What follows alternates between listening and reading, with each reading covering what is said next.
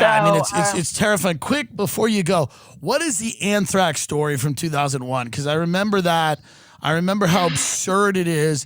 And I want you to just go into that just while I have you here. What is the anthrax story? Because I remember how absurd and ridiculous that was. They all pinned it on one guy. And yeah.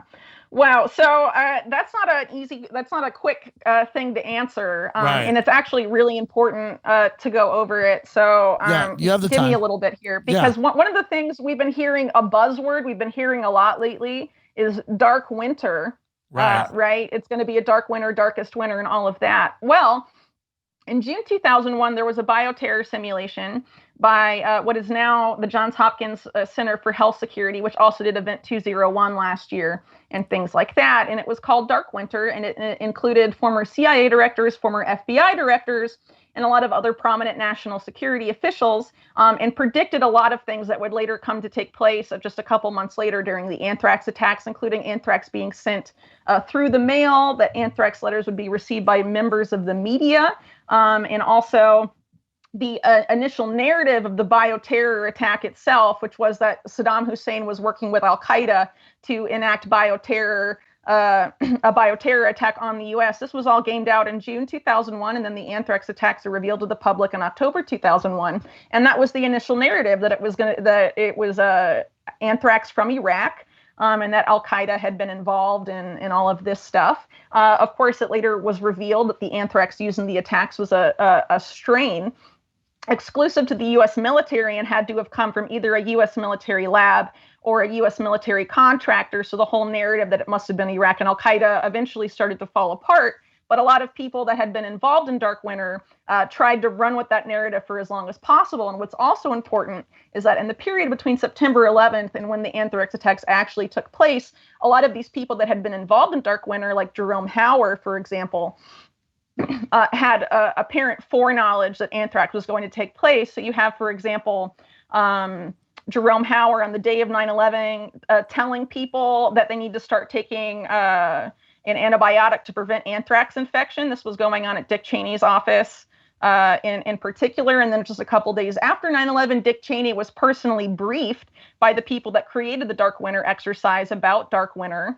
And all of this stuff. And then you have a bunch of the Project for a New American Century think tank neocons, of which Dick Cheney and Donald Rumsfeld were members, going on national media saying anthrax, talking about anthrax constantly. You also had a member of the media that was at Dark Winter, Judith Miller, being involved in writing several articles between September 11th and when the anthrax attacks took place, talking about anthrax and bioterror, Al Qaeda and anthrax and all of this stuff, sort of seeding this narrative, and those attacks end up taking place. And what's really crazy, too, about anthrax is the FBI investigation itself, which was called Amerithrax.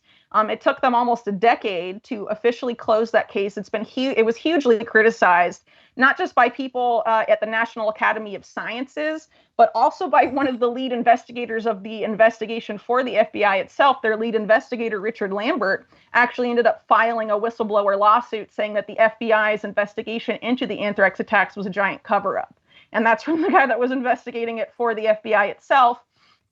They pinned it on Bruce Ivins before they could take it to trial. Bruce Ivins committed suicide, even though he was under 24/7 FBI surveillance. And so they didn't actually have to prove their case against him in court, because he conveniently dies right before they take it to trial. And, really, I would argue the anthrax attacks remain unsolved. But if you actually look into some of the companies that stood to benefit most from anthrax and what they were doing at the time, it's very revealing about some possible motives. And that is very alarming. And I don't know if you want me to go into this if there's time. But the company that gained the most from the anthrax attacks, which was called Bioport at the time, they're now called Emergent Biosolutions. They're actually manufacturing the COVID-19 vaccine for Operation Warp Speed.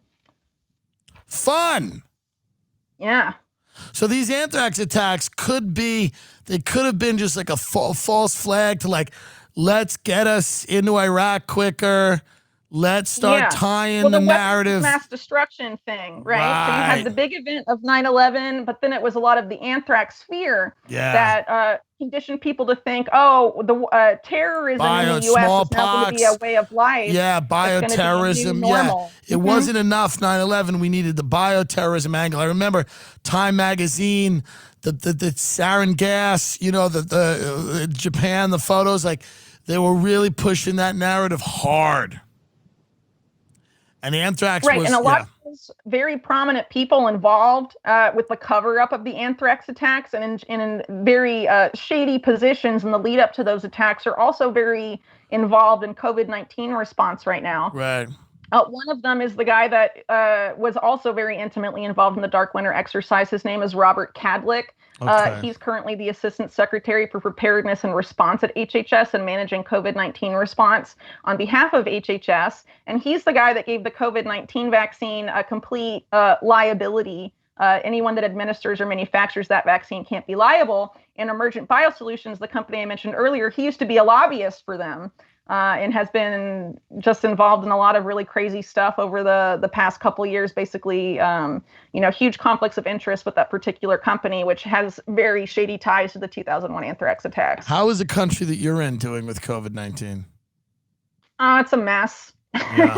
Well, I mean, Chile is a U.S. client state, so I mean, it's basically following a similar playbook, but it's a lot more draconian than even what's going on in the U.S. And that's because after the 1973 coup, backed by the CIA and Henry Kissinger, that installed Pinochet, the Pinochet dictatorship in Chile, it's basically been used as a laboratory by the U.S. power structure for different things, whether it's neoliberalism, for example, was essentially born in Chile, they say, because they used it as a giant laboratory for that. But also, I would argue some of the more draconian COVID-19 responses that we may see in the next couple of weeks in different states in the U.S. Had they been piloting some of that out here. So since March, for example, there's been curfews in Chile. They have a 5-phase lockdown system where they constantly move cities back into lockdown based on faulty data, I would argue, because the Minister of Health admitted that he was making up numbers not that long ago after he resigned. He was pretty blatant about it because there's no accountability really in Chile like the U.S. But I would argue it's would you ever come back to America to get assassinated? I'd have to think about it. I don't know. I mean, I have a toddler too, so I mean, just even the idea of getting on a plane with a little kid and have to make her wear a mask the whole time for an overnight flight, doesn't really appeal. But you got to go on a book tour. If you finish the Epstein book, you got to go on a book tour. Well, if America's still left, I'll think about it. Well, we'll see. If America's not left, I don't think Chile will be left either.